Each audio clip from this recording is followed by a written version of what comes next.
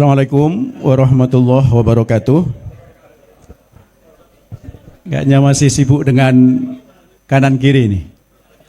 Ya teman-teman sekalian, pembahasan kita pada kesempatan ini mudah-mudahan ini dianggap penting.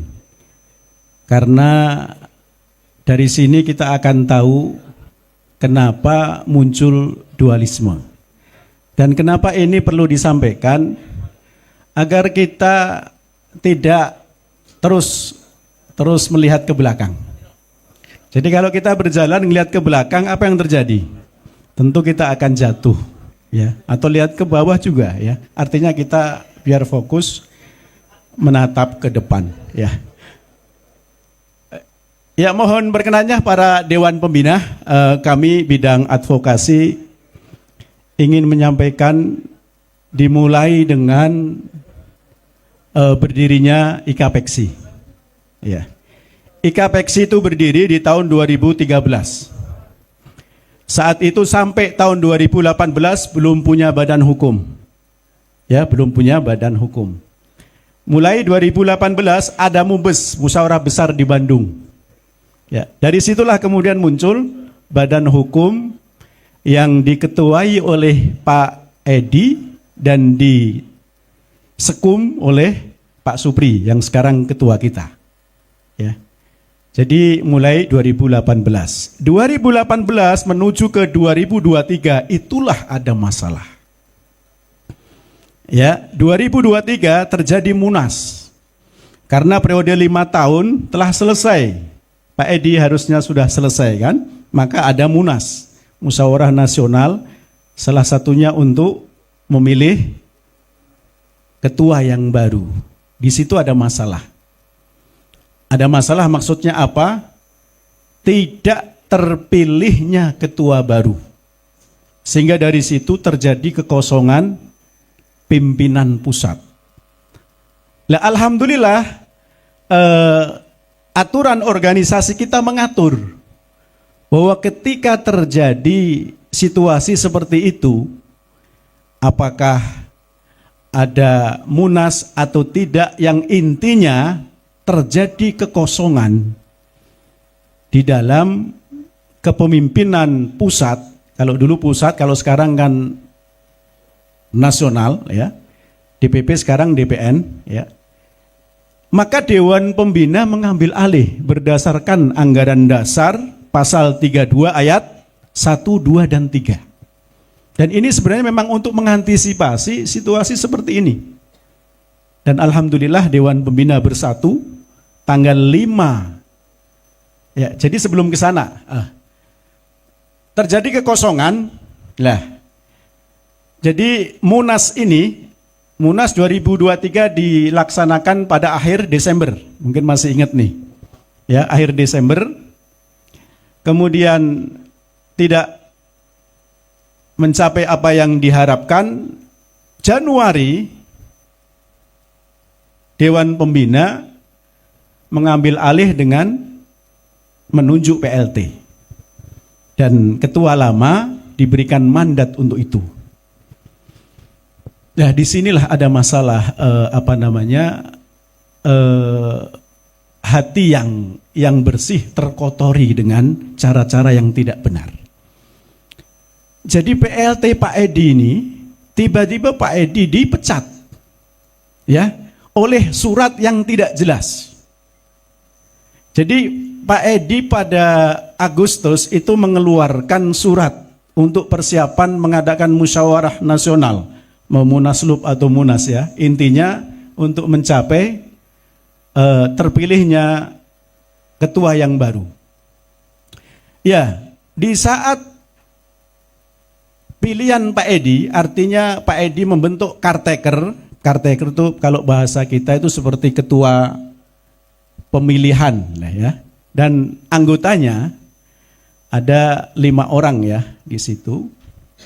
Disitulah, ya, ketika sudah melaksanakan apa yang dimandatkan oleh Pak Edi, ya, di tanggal 25 Agustus, saya masih ingat itu, di tempat ini juga, ya, tanggal 25 Agustus menjadi saksi, di Di tempat ini juga caretaker yang dipilih oleh Pak Edi melaksanakan mandat dari Dewan Pembina itu musyawarah di tempat ini, termasuk dihadiri oleh Dewan Pembina.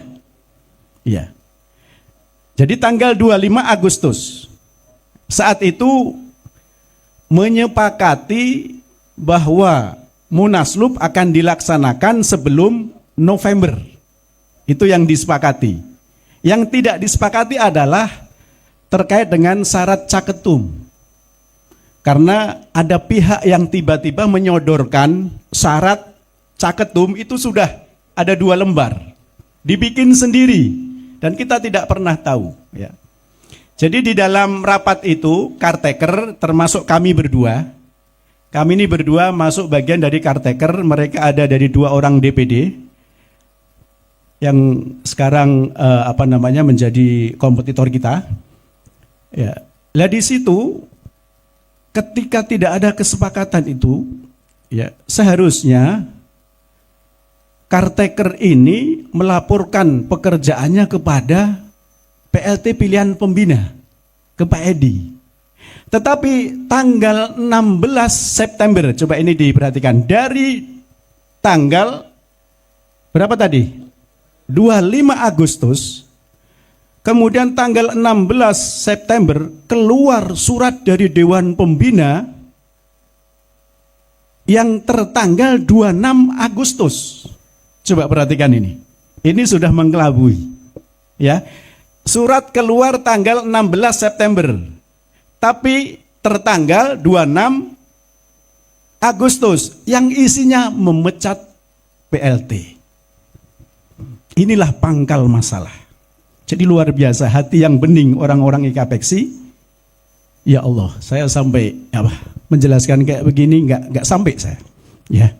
Makanya saya sama ketua itu, ya Allah, nggak ada di dalam IKAPEKSI dulu mendirikan itu kecuali dengan prinsip silaturahmi.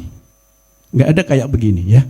Jadi ketika saat itu saya sama Mas Beni protes kepada Dewan Pembina. Ini apa-apaan ini? PLT dipecat oleh surat yang tidak jelas, yang kita tidak pernah tahu. Tidak pernah tahu tuh. Itu surat itu bermaterai. Memang ditandatangani oleh Dewan Pembina. Tetapi Pak Edi dan kita ini di dalam caretaker tidak tahu isinya. Tidak pernah diajak kita untuk rapat dan bukan hasil rapat tanggal 25 Agustus. Ya Allah, benar-benar ya mereka mengelabui Dewan Pembina dan kita semua. Mereka berharap dengan surat itu mereka lancar untuk merebut IKAPEKSI. Dan ternyata benar, surat itu digunakan untuk sebagai landasan mengadakan Munaslup tanggal 12. Melihat rencana yang tidak bagus, kami berdua bikin surat keberatan kepada pengawas dan Dewan Pembina. Surat keberatan itu intinya kami berdua di dalam caretaker tidak pernah dilibatkan terhadap isi surat itu. Dan alhamdulillah Dewan Pembina menerima.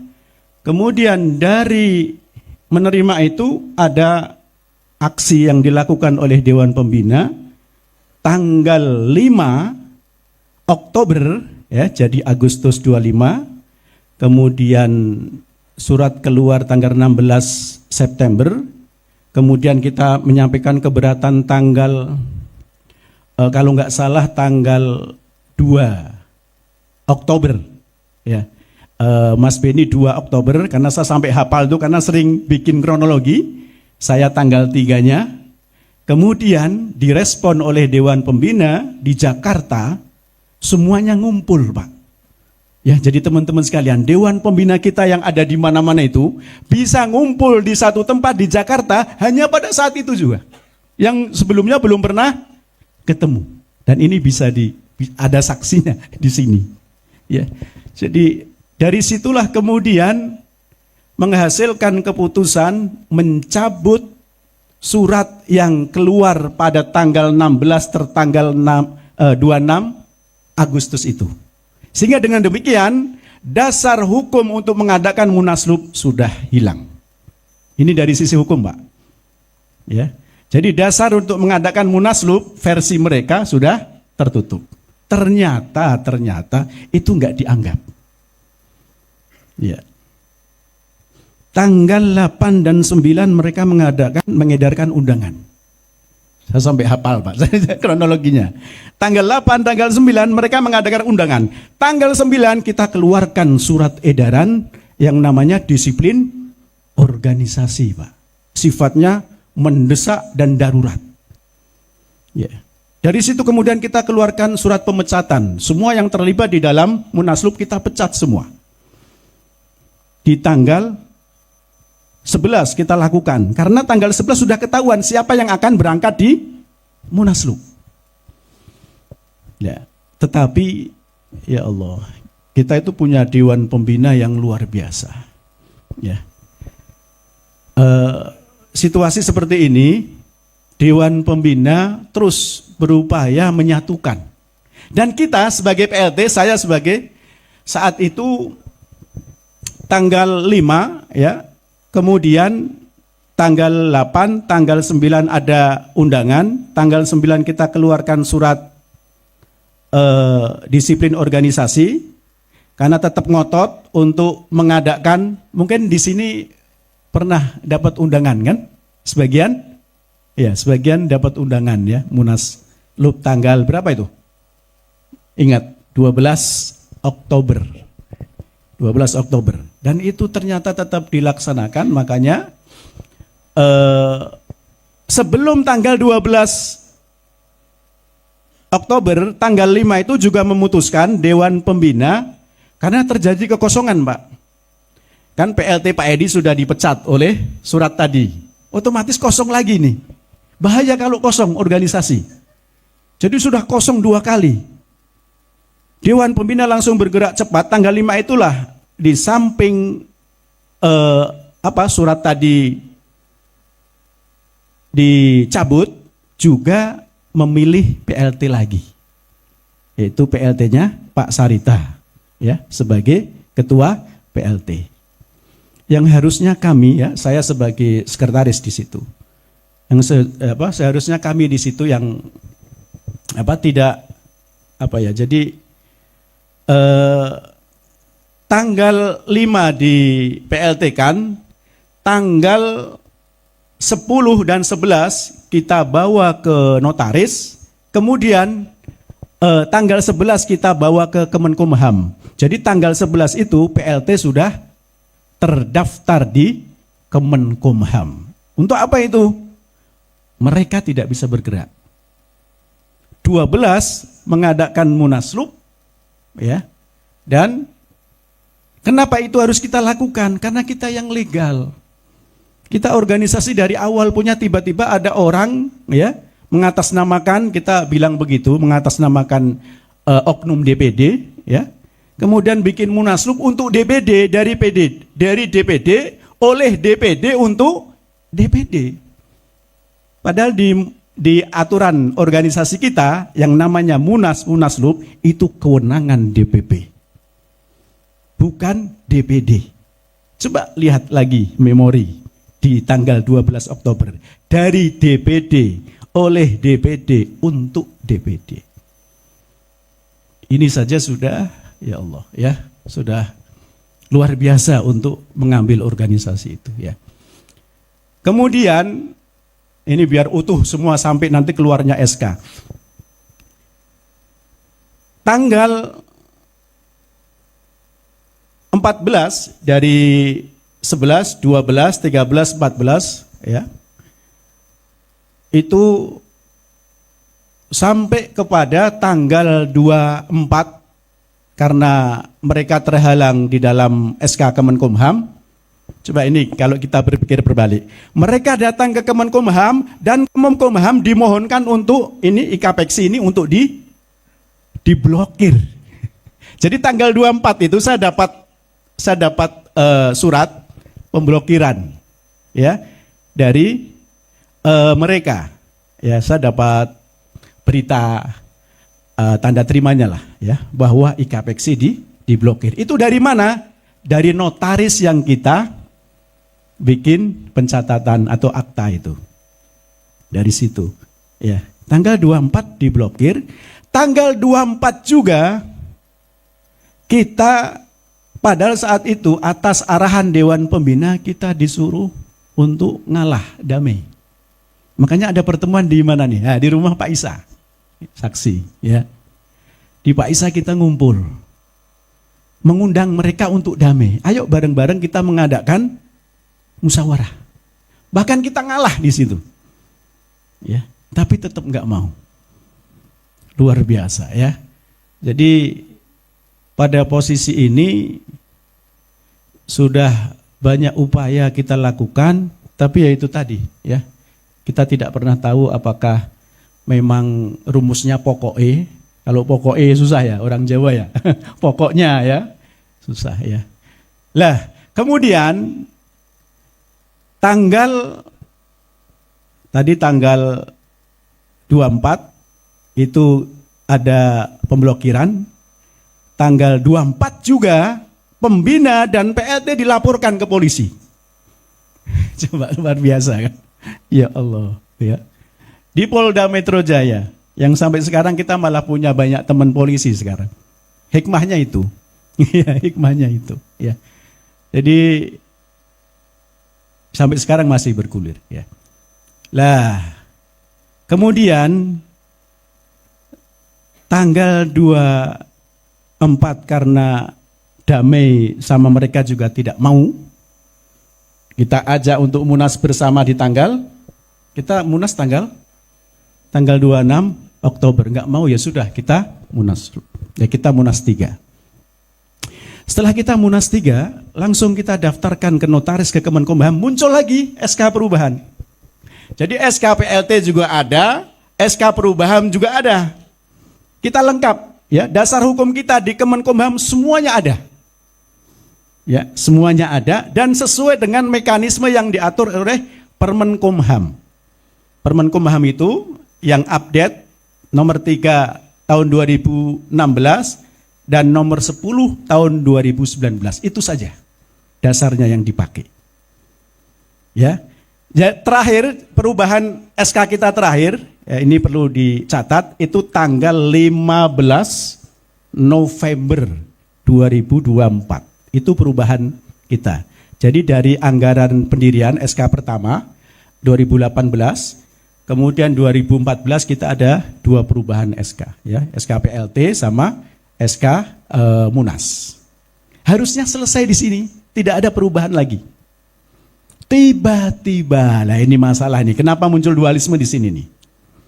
Tiba-tiba tanggal berapa ya SK pertama? 29. Tanggal 29 November 2024 muncul SK mereka. Ya, coba ini digarisbawahi dan ini mungkin biar tahulah ya. Tapi SK mereka ya diduga tidak melalui mekanisme yang sebenarnya. SK itu, Pak, yang punya kewenangan untuk mendaftarkan ke Kemenkumham itu adalah notaris. Yang punya kewenangan. Ya. Tanda kewenangan itu legalitas notaris, stempel Garuda dan tanda tangan ada di SK itu. Tapi coba lihat SK mereka. Kayak, bukan lagi kayak, nggak ada lagi tanda tangan dan stempel Garudanya. Dua-duanya. Bahkan SK yang pertama yang tanggal 2, kan ada 2 nih. Yang pertama tanggal 29 November, yang kedua tanggal berapa? Tanggal 17 Desember. Ya. Coba ini perhatikan ya. Kenapa muncul 2 SK mereka? Karena SK yang pertama mereka tanggal 29 itu ada rangkap jabatan. Rangkap jabatan. Jadi saya sudah melihat anggaran karena kemarin diperiksa oleh polisi, saya mendampingi ya. Jadi saya tahu ya apa yang terjadi di SK mereka. SK mereka itu berdasarkan akte yang dibuat oleh notaris tapi nggak ada jabatan pengawas. Karena nggak ada jabatan pengawas, makanya di dalam SK, ketum dan pengawas rangkap jabatan. Dan inilah masalah. Ini masalah. Makanya karena itu kemudian mereka perbaiki bahasanya. Tapi anehnya diperbaiki pakai notaris lain. Pakai notaris lain. Ya. Menjadi SK nomor 17 yang sekarang tidak lagi rangkap jabatan, tapi orang DPD tiba-tiba jadi pengawas. Kalau sebelumnya ketum sama pengawas menyatu, satu orang, sekarang yang kemarin jadi ketua panitia DPD di Munaslup itu, sekarang jadi pengawas. Jadi ini luar biasa. Pak, saya sudah bilang ke Pak Ketum, sebenarnya kita berada di atas, Pak. Kalau kita mau bawa ke petun, insya Allah kita menang. Data lengkap. Kita punya histori. Dibawa ke pengadilan umum, insya Allah kita menang. Dibawa di polisi, insya Allah kita menang. Tapi ya Allah, inilah ya. Kita in ahsantum li anfusikum wa in asatum falaha. Kita harus percaya itu. Insya Allah kita berangkat dari keikhlasan. Bahwa itu adalah hak kita. Kita yang mendirikan. Tiba-tiba direbut dengan cara yang saya duga dengan cara yang ilegal. Ya, ini anggap sebagai investigasi hukum internal kita terhadap dualisme ini. Lah, dari situlah kemudian terakhir itu tadi yang disampaikan oleh Pak Ketum, padahal saya dan tim sedang proses administrasi dan banding di Kemenkumham.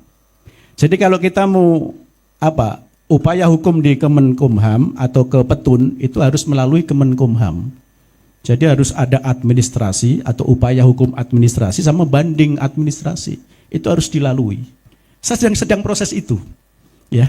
Tapi dengan niat untuk mencari solusi ya, dan dimediatori oleh Kementerian Wamenaker ya. Pak Wamenaker alhamdulillah ya. Ini insya Allah solusi yang terbaik. Karena dengan ini saya masih ingat yang gambar yang di-share oleh Pak Ketum itu. Ada burung kemudian seakan-akan itu menjadi beban ya. Memang kehidupan di dunia kan memang beban ya.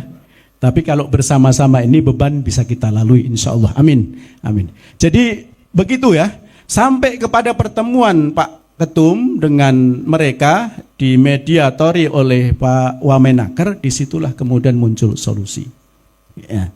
Saya melihat solusinya adalah mereka tetap pakai nama itu, kita ngerubah nama. Jadi sampai di situ. Ya. Jadi nanti kalau ada interaktif ya silakan ya. Untuk selanjutnya silakan Mas. Ya, terima kasih Pak Rohwan karena sudah menjelaskan kronologi IKPEXI dari awal sampai hari ini. Jadi mungkin kalau di tingkat atas kita sudah selesai sebenarnya dengan Pak Pranyoto Widodo dan Pak Supri mengambil jalan, kita sama-sama berjalan di relnya masing-masing. Jadi IKPEXI ada IKPEXI Indonesia dan IKPEXI Nusantara. Jadi awal mulanya adalah saya berpikir seperti ini. Waktu Munas 2023 deadlock sampai hari ini itu sudah memakan waktu 1 tahun. Kita 1 tahun itu tidak bisa melakukan apa-apa dan tidak pernah menjalin kerjasama dengan pihak manapun karena situasinya masih dualisme dan belum ada Munas. Kalau ini dilanjutkan menurut saya dan menurut pengalaman saya, kalau dualisme itu akan memakan waktu sangat panjang. Kita harus persiapan logistik, materi, waktu, semuanya. Mungkin 1 tahun ke depan lagi baru kita selesai itu sampai inkrah. Karena untuk di Petun tuh kalau misal menang Petun masih ada banding, dari banding masih ada lagi kasasi. Terakhir sampai kasasi sampai putusan inkrah, mungkin bisa 1 tahun. Jadi saya berpikir sepertinya harus disudahi lah konflik ini antara pihak Pak Pranyoto Widodo dengan pihak Pak Suprianto. Jadi saya dengan Pak Staf Khusus Pak Wamenaker meminta tolong untuk memediasi antara IKPEXI antara Pak Supri dengan Pak Prans. Akhirnya Pak Wamenaker menyanggupi dan akhirnya terjadilah pertemuan, 2 kali pertemuan Pak Supri dengan Pak Pranyoto dan menghasilkan keputusan yang kita sama-sama jalan dengan organisasi yang sama tapi mempunyai badan hukum yang berbeda. Jadi kita dua-duanya sudah mempunyai badan hukum, ya kita berjalan masing-masing seperti itu. Jadi saya berharap untuk senpai-senpai, untuk teman-teman yang ada di daerah sudah selesai konflik ini, sebenarnya nanti mungkin bisa saya inisiasi untuk pernyataan bersama antara Pak Pranyoto Widodo dengan Bapak Supriyanto. Jadi sama-sama melakukan pernyataan bersama bahwa kita berjalan masing-masing dan sudah tidak ada konflik lagi. Gugatan hukum sudah akan ditarik dua-duanya, baik dari pihak Pak Pranyoto dan pihak Pak Rohwan di Polda Metro Jaya, dan tidak akan menggugat apapun baik perdana maupun perdata hal-hal yang terjadi sebelumnya. Jadi seperti itu. Jadi nanti mungkin Pak Supri menjelaskan hasil dari mediasi dengan Pak Pran itu seperti apa.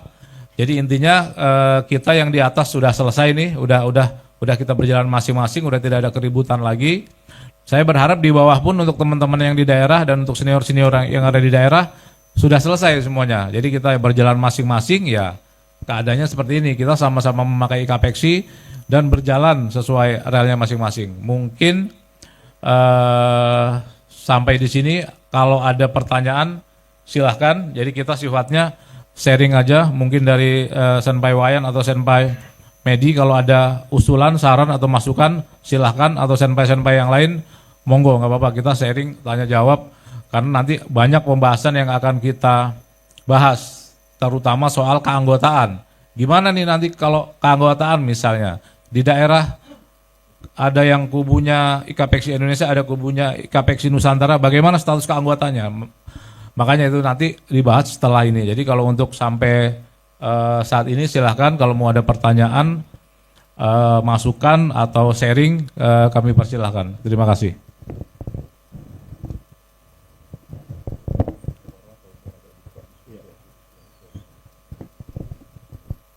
Ya, barangkali kalau ada mau interaksi ya, apa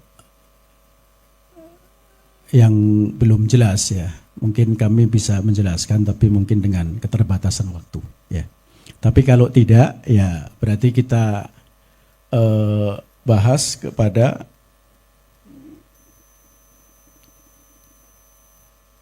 masing-masing bidang, nanti akan ya silakan Pak.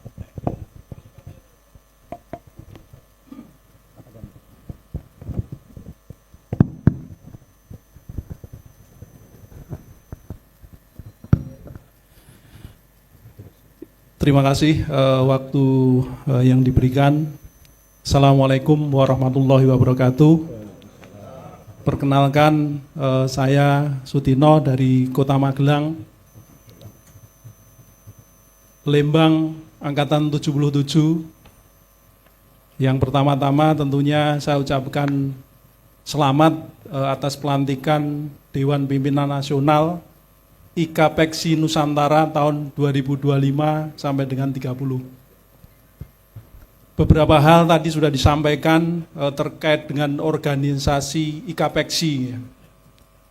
Selama sekitar 13 tahun, ya benar 13 tahun ya, berjalan, hasilnya memang seperti kemarin. Dan tentunya tadi sudah disampaikan oleh Ketua Lilo Legowo untuk menjalankan sesuai jalurnya masing-masing. Nah ini luar biasa ini.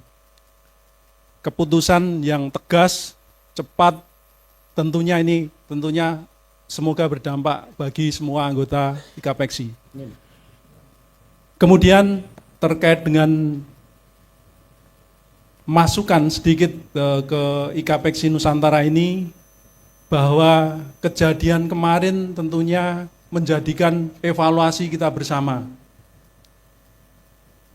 Permasalahan kemarin tentunya akan membuat semakin kuat IKAPEXI Nusantara ini, karena kita lihat dukungannya sangat kuat sekali. Secara legalitas sebenarnya kita benar, namun karena keikhlasan ketua umum dan pengurus yang lain, kita memutuskan untuk jalur yang telah kita sepakati bersama. Terkait dengan evaluasi, kami mengusulkan saja pada saat ini kita akan mulai bergerak kembali dengan nama IKAPEXI Nusantara. Tentunya ada beberapa hal evaluasi terkait dengan ADART ini yang pertama. Dengan perubahan nama yang baru ini tentunya ADART perlu direvisi kembali, dirubah. Mana yang menjadi kelemahan-kelemahan kemarin sehingga terjadi seperti kemarin. Jangan sampai ADART ke depannya nanti akan menjadikan dampak yang sama. Sehingga ini perlu kembali dievaluasi kembali. Ini yang pertama. Kemudian yang kedua terkait dengan keanggotaan. Karena ini sudah kita lihat ada dualisme IKAPEXI.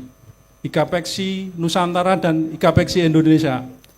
Tentunya untuk IKAPEXI Nusantara ini terkait dengan keanggotaannya, tentunya kami mohon untuk bisa dievaluasi ulang, Pak.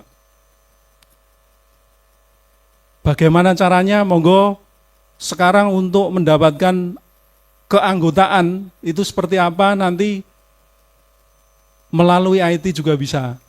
Yang paling penting anggota IKAPEXI Nusantara ini mempunyai legalitas yang jelas. Apakah perlu nomor keanggotaan? Pada saat ini nggak perlu, secara fisik harus membuat kartu anggota tidak perlu.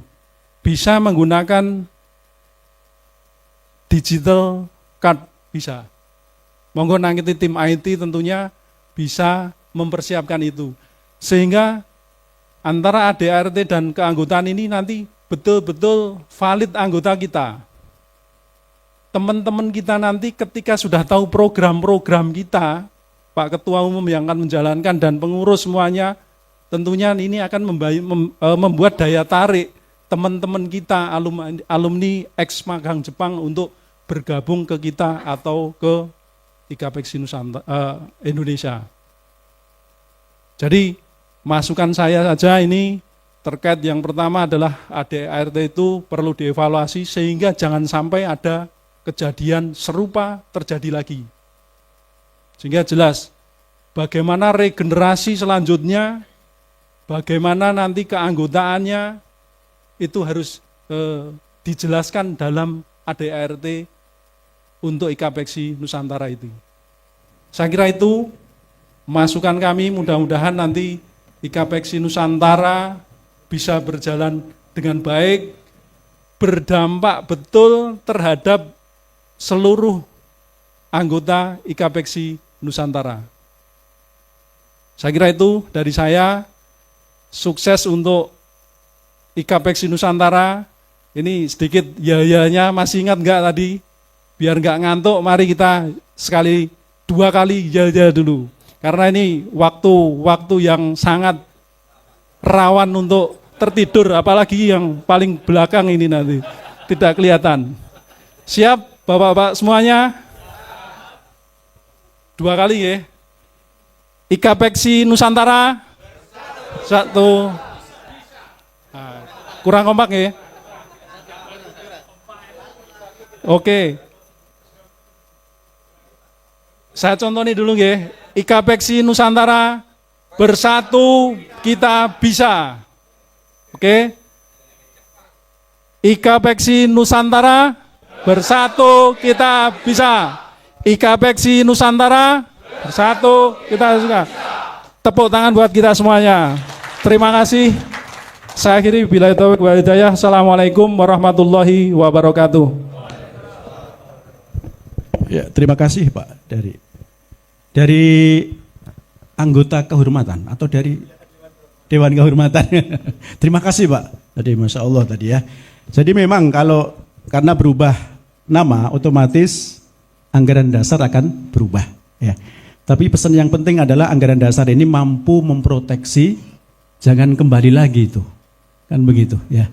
Jadi itu tugas kita Pak, insya Allah ya.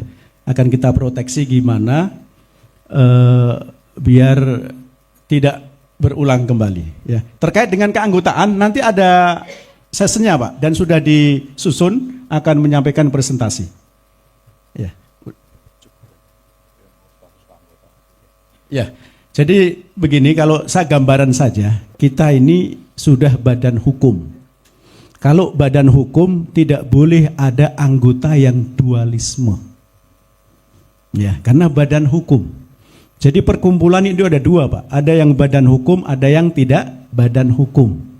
Kalau kita anggota remaja masjid, silahkan. Masjid A, masjid B, masjid C.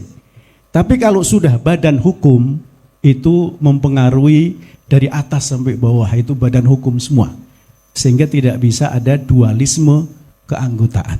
Ya, jadi jelas seperti itu. Dan nanti akan dikonsep di dalam perubahan anggaran dasar dan anggaran rumah tangga.